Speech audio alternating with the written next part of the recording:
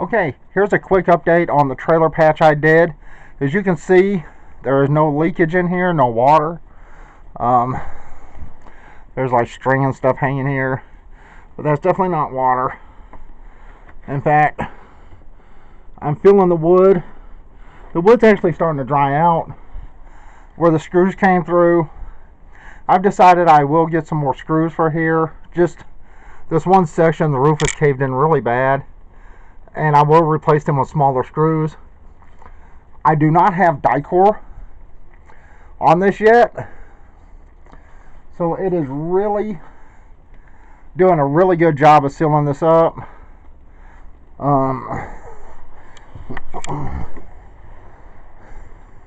Get a little more light in here. It is absolutely raining outside right now, and I don't really see any water. The wood feels pretty dry, so maybe, I hope, maybe it was leaking from here and running through the roof somehow and getting to the front. I will redo the front though, where they did put that eternabond up. I want to make sure that doesn't leak. It doesn't seem to be. This could have been an earlier leak that they put a eternabond up and sealed that, but I want to double seal that like I did this one here. And as you can see, no leaking, none. It's absolutely beautiful. There's no leaking. Like I said, the roof was actually caved in right there, and I think that's why the screws came through. Plus the trailer is sitting kind of at an angle right now, but I mean, you can just see no water whatsoever. The wood's starting to dry out some.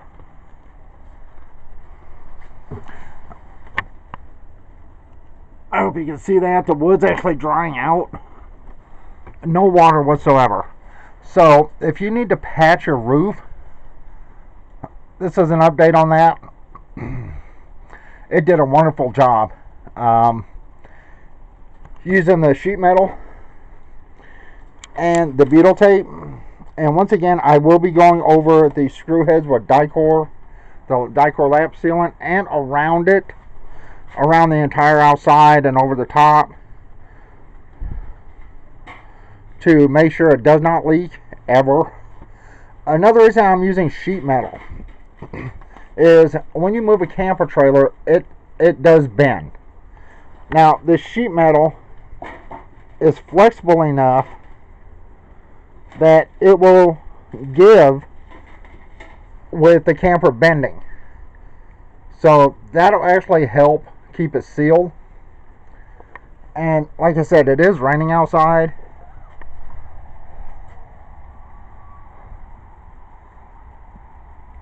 In fact, it started slowing down a little bit. I don't know if you can see the raindrops, but it's still coming down pretty good. And this worked perfect. No leaks whatsoever.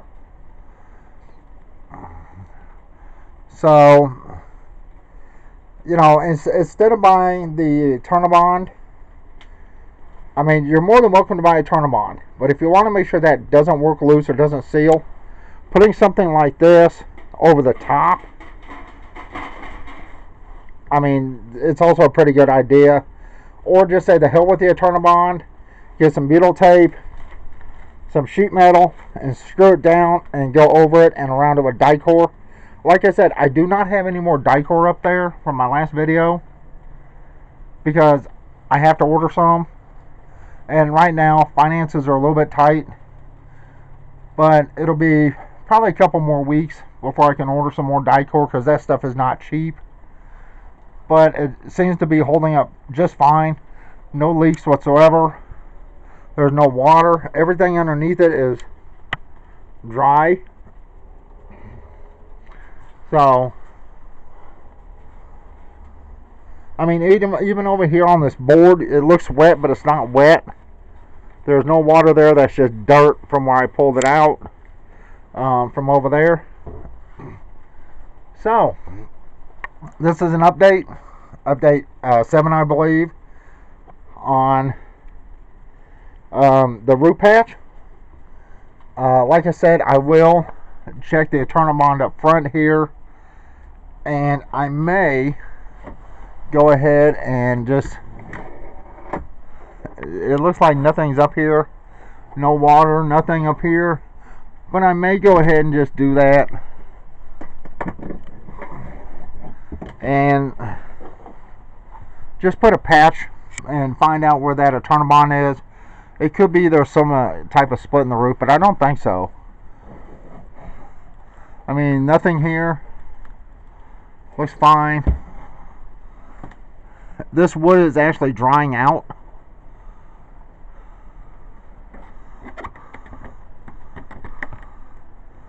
So I don't believe the front's leaking, but just to make sure, I am going to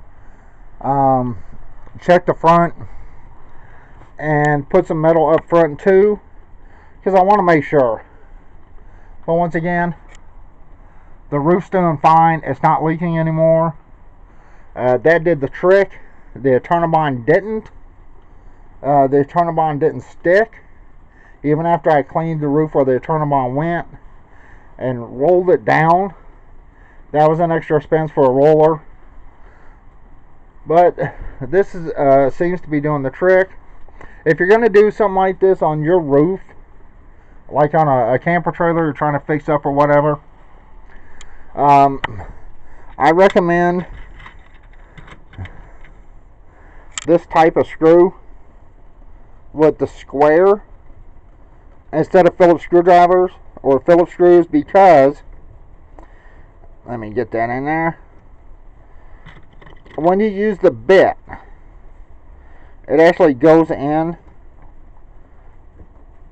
and you can see how much of that bit is actually in there, and it doesn't strip out like Phillips screws do. And remember, always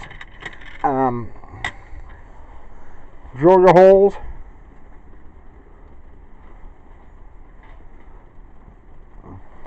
and this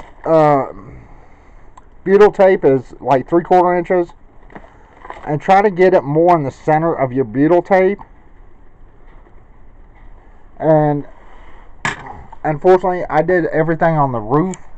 I didn't drill the holes first. I actually got up on the roof, drilled the holes, put the screws on one end, and then worked my way down. And that's why the screws look crooked, because they're not perfectly straight. You can always take a marker and mark like maybe a 1/2 inch or even a 1/4 inch from the outside to the inside. And the way this butyl tape's made, you do have a little lip here.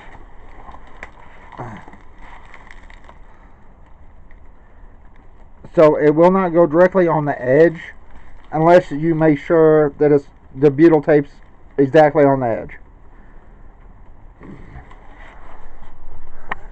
And you can tell there's no screws coming through here. This right here was just because the roof was actually caved in right here on the top. And I can always either just grind these down, or I can get some shorter screws. I'll probably just grind them down instead of wasting money. I only need, what, 1, 2, 3, 4, 5 screws came through. So, I don't know. I may just get a small pack of screws and replace those before I put the dicor on it.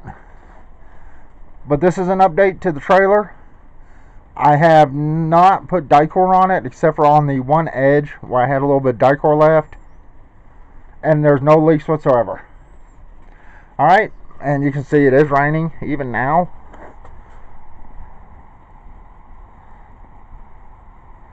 Alright, that's it. I hope this helps someone out if you're working on a camper trailer or something. And everyone have a good day. Bye.